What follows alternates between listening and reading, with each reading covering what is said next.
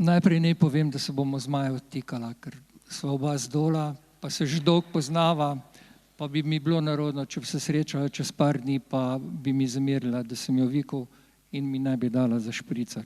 Ampak pri copaterjih pa nismo skupaj. Ne. Maja, kaj ti je pomenila nominacija za podjetnico leta v Sloveniji v družbi, v takšni imenitni družbi? Vsekakor je to priznanje za dosedanje delo, kljub temu, da sem na začetku bila kar zadržana do te nominacije, ker se mi zdi, da je veliko več ljudi, ki bi si to bolj zaslužili kot jaz. Je pa sigurno lepo, da te ljudje prepoznajo, verjetno zaradi tega, ker si predstavljam, da v našem podjetju gojimo pozitivne vrednote. Verjetno je tudi ta nominacija nekako priznanje, da je bila naša poslovna pot pravilna in da gojimo te dobre odnose do sodelavcev, do poslovnih partnerjev in do ostalih, s katerimi sodelujemo. Koliko je zaposlenih na današnji dan pri vas? Na AGM-u tam nekje 175, z našo hčerinsko družbo Geokop nas je pa slabih 200. Koliko je žensk? Smo pa bolj ogrožena vrsta, nas je pa samo 16. Aha, in kako ženska obvladuje toliko moških na kupic, mislim, ker marsikatera v dvorani, verjetno še enega, težko. Ja, je kar zanimivo, je marsikdaj izziv, je možnost, da kot ženska dokažeš, da v teh tradicionalno moških poklicih se tudi da funkcionirati in uspeti in zagotovo rabiš več časa, več energije, bolj je treba delati, bolj se je potrebno dokazovati, ampak ko pa enkrat, kot mi pravimo, ko te vzamejo v igro, je pa lušten in je super funkcionirati, včasih tudi kaki ženski prijemi v tej moški družbi so tudi prednost, tako da, ko me včasih vpraša, a je težko, ja, včasih je, ampak a je vredno, ja, absolutno.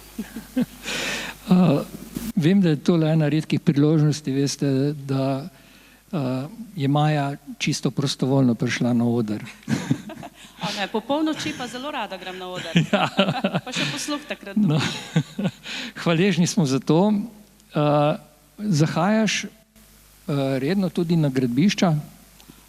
Ja, to je pa čist rutina. Vsako soboto, to je najlepši del mojega delovnega tedna, ob sobotah pokrožim po gradbiščih, takrat se tudi s fanti, tudi kdo, ki drugače ne pristopi, mu je mogoče narodno pričo vseh, tudi pristopi, pove kako svojo težavo, najdemo kako rešitev, ja, tako da to je pa tako, to je pa za dušo, ja.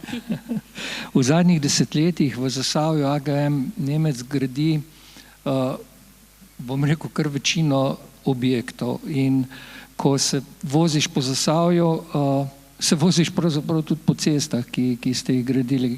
Kdaj zakoneš, ko ti avto strese ali pa kaj podobnega?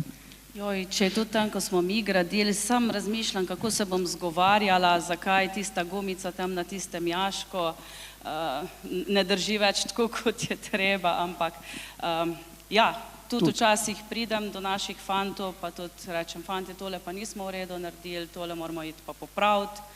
Tako da, ja, seveda, tudi znam tudi zaklet kdaj. Na kateri objekt pa, ko vržeš oko v Zasavju, si najbolj ponosna, da ste ga zgradili?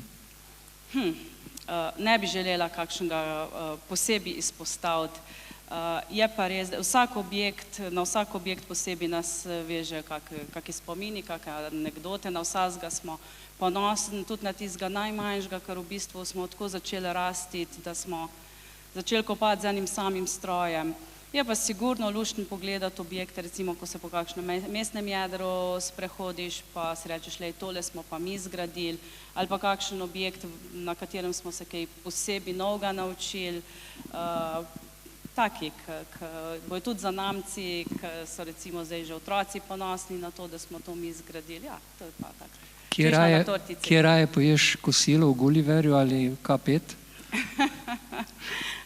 Ja, tele naše gostilne so mi kar v potuho, hvala Bogu, in glede na to, da me ni bilo skoraj nič doma, ko sta bila otroka mehna, tako da je bilo zlata vreden. Najraje grem pa kam čisto v kako drugo gostilno, ker sej to lahko moj partner tudi pove, ker kadar gremo jest k nam, sem čist nervozna in tako da sem prav hvaležna, če me kdaj odpeljejo kam v kako drugo gostilno. Maja, iskrene čestitke in poklon za vse opravljeno delo. Hvala lepa.